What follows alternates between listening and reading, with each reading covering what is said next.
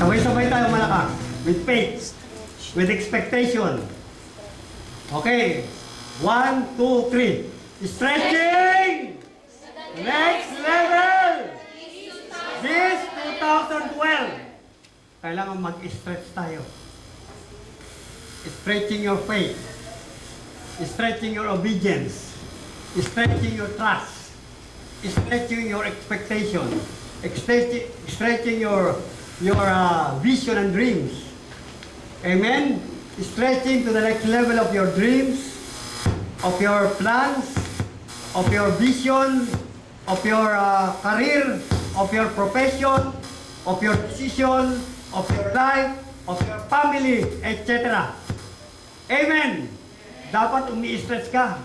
Hindi ka satisfied. Yung okay na ako rito. Okay na ako rito sa squatter.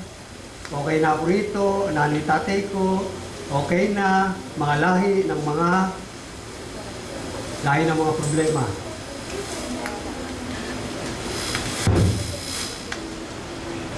Stretch. Okay? Continuation yan. Pakita niya topic number 1. O sige, yung ating verse. Scripture. Brethren, I do not consider myself yet to have hold of it.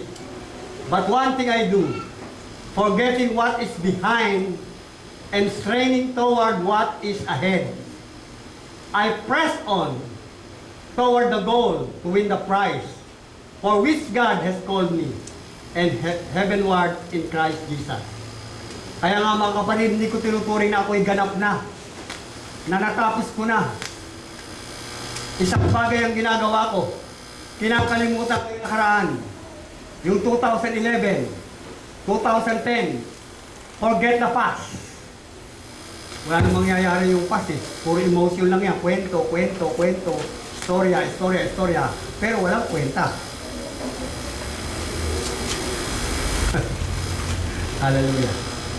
Forgetting what is behind, what is past, and straining toward what is ahead. Nagpapatuloy ako doon sa patutunguhan ko, no? Doon sa hinaharap ko, doon sa future ko, doon sa mga pangarap ko, doon sa kinabukasan ko, doon sa tawag sa akin ng Panginoon, doon sa destiny ko. Yun ang pinagpapatuloy ko. Hallelujah. Hindi yung squatter, tatay ko, sangkahit, santuka. Hallelujah.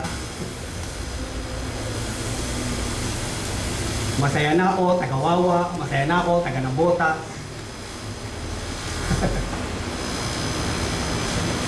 I press on toward the goal. Nagpapatuloy nga ako, no, tungo sa layunin ng pagkatawag sa akin ng Diyos upang kamtin ko ang gantimpala na hantong sa kalangitan. Gantimpala sa lupa, hantong sa gantimpala sa langit. Blessing on earth and blessing on heaven. Yun ang ating focus. Amen po ba? Amen. Kaya dapat everyday meron kang thinking na kung araw na to, I will make a difference in my life for God.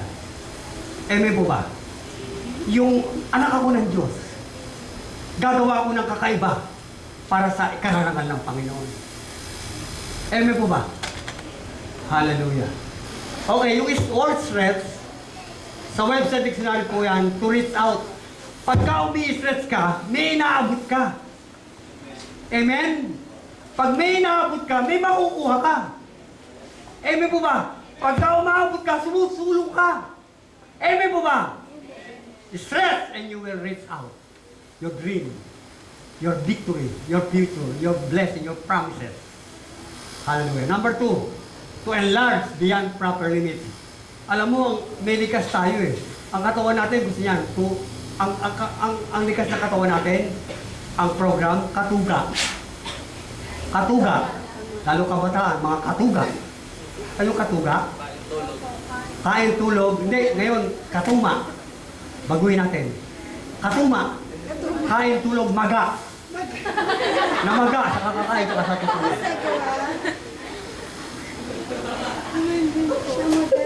Iba na, hindi na katuga. 2012 na katuma. Sabi mo sa katabi mo, huwag kang katuma. Hindi ka katuma. Kain tulog, maga. Maganda ka lang tingnan, maga. Maga sa kain ka sa tulog. Ako, payat ako, pero... Hallelujah. Okay? Kailangan mag-iilad ka beyond your proper limit.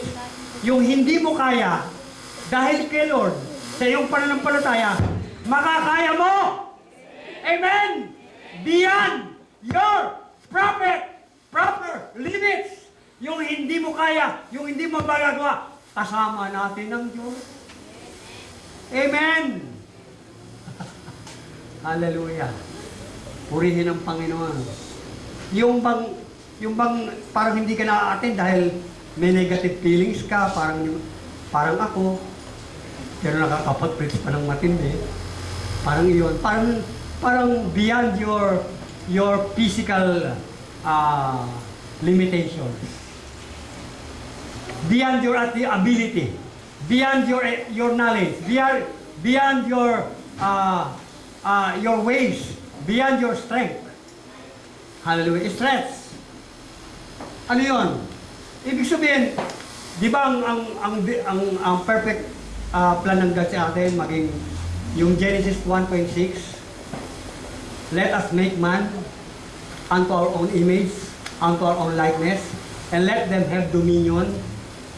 Paraphrase, let them manage, let them rule, let them have power, authority. Yun ang perfect and original plan of God. Sa first children, first creation, first family, first born in the spirit, Adam and Eve, hindi sila utusan. Hindi sila isang kahit saan tuka. Hindi sila squatter. Hindi sila poor me mentality. Hindi sila slave. Amen po ba? They are managers. They are businessmen. Businesswomen. Ngayon sabi mo, Pastor, mahirap yan. Walang mahirap. Sabi nga, kapag gusto, ha? May paraan. Pag ayaw, May dahilan. pag gusto mong yumaman, yayaman ka. Sabi sa katabi mo, gusto kong yumaman. Anak ako ng Diyos. Pinagpala ako. I am talented. I am gifted. I am anointed. I am called. I am chosen. Meron kayo, ayaw mo nang gamitin. Mag-pray ka, stretch mo yung utak mo. Yung utak mo, stress mo, Lord. Yung wisdom. Lord, yung knowledge. Lord, yung talent. Yung abilities, Lord. Gawin mo akong new Joseph, new Daniel, new Jacob, new David. Amen. Amen po ba? Walang imposible sa Diyos. What you believe is what you receive. Palakpakan mo. Ako hindi ko na kayang magpastor. Kala nyo ba? In my physical standing, hindi ko kayang magpastor. Kaya ako sa secular company, hindi ako accepted. Dahil yung health ko, no, yung educational background ko, hindi ko kayang magpastor. Pero I stress beyond my proper limits because I believe in my God. Okay? Number 3, to extend over a continuous period. Talagang binabatak mo yung sarili mo, tuloy-tuloy. Tuloy-tuloy, simula sa maliit, hanggang sa dumating ang buwan, taon, ilang taon. Ibig sabihin na nararating mo yung pangarap mo, nararating mo yung God-given destiny mo, nararating mo yung tagumpay. Amen po ba? Amen po ba? Maski taon-taon, meron kang nakikitang tagumpay na ginagawa ng Diyos na kasama mo sa buhay mo at sa pamilya mo. May nakikita ka ba? Alam mo, pagkatotoo ang anak ng Diyos, hindi po pwede maging ano ka doon, manatili ka sa average. Hindi ka po pwede manatili ka, hindi. You will be continue believing God, have faith in God, then your life will be progress and blessed little by little. Amen po ba? Hallelujah. Huwag kang magmadali, little by little. Sowing and reaping, the law of sowing and reaping. Nagtatanim ka, aani ka sa tamang panahon. There is a time for everything. Time of sowing, time of reaping. Hallelujah. Okay? Yung po yung stress, press. Yung press, squeeze. Yung press, ibig sabihin, yung pinipiga mo yung sarili mo. Ikaw, katuma, ikaw, katuga, magbago ka na. Harapin mo yung salmi sa inyo, ikaw, katuga, ikaw, katuma, magbago ka na. Dahil kasi po, life is a matter of choices. Pag ayaw mo magbago, mananatilig kang katuga, katuma, squatter ka talaga. Isang kahit santo ka. Lagi ka lang pinagtatawanan. Lagi kang pinag-uusapan. Lagi kang hinahamak. Wala kang kadating-dating. You have no impact. Baka nga may o.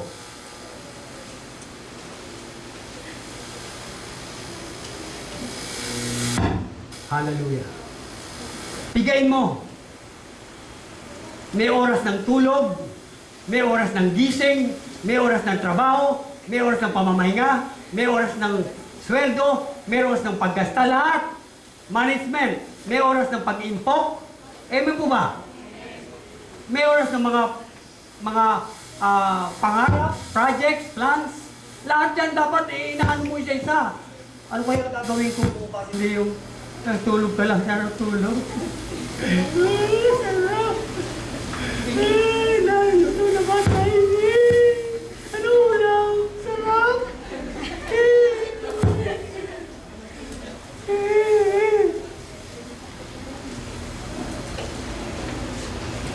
Alam nyo, si Henry C. at Luis Sultan, ang lakad nun, di sumasahin sa sumento. Kaya masisyo. Tayo, wala na nga. Maglakad ka pa. Sa paglalakad mo pa lang, hindi ka na-aasenso eh. Ang tao, paglalakad pa lang. Tsaka pag nakipag-usap ka, titingnan mo kung smart.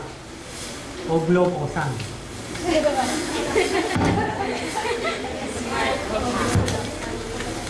Lalakad.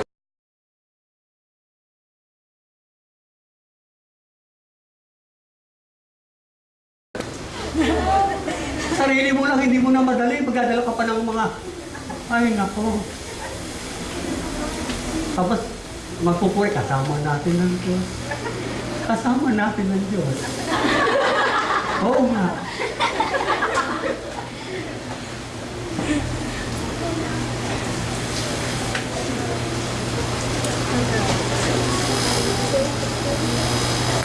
Sabi mo sa katabi mo, higain mo yung sarili mo.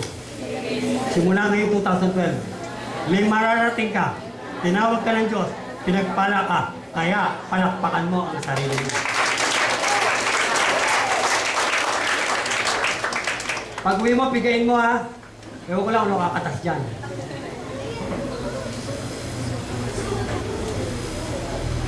Ako, kaya ako payat eh. Ngayon babaguhin ko na lifestyle ko. Ay, sobra na eh. Over na ako eh. For so 20 years, so long 20 years, pala hindi pala ako nagbe-breakfast. Nilalabanan ko yung doctor. Kaya nakita nyo naman. Sex. One breath. Pero ngayon, babaguhin ko na talaga. Sobra ng weak ng resistance ko. Kasi I'm getting old. Kasi magmula pa lang na born again ako, I love the Lord. My breakfast is prayer. Sobra na. Hindi pa lang ako kumakain ng breakfast, laging brunch. Laging 10 na, 3. Kaya wala. So Lord, mag-evaluate ako. I will have my breakfast. No, siguro I will wake up early. Okay? Kasi I have more dreams for God eh. Pero kung nakikita ko yung resistensya ko, mahina yung system ko. Parang nahihinder. Sobra. Lalo pa naman ako kasi miskin na gabi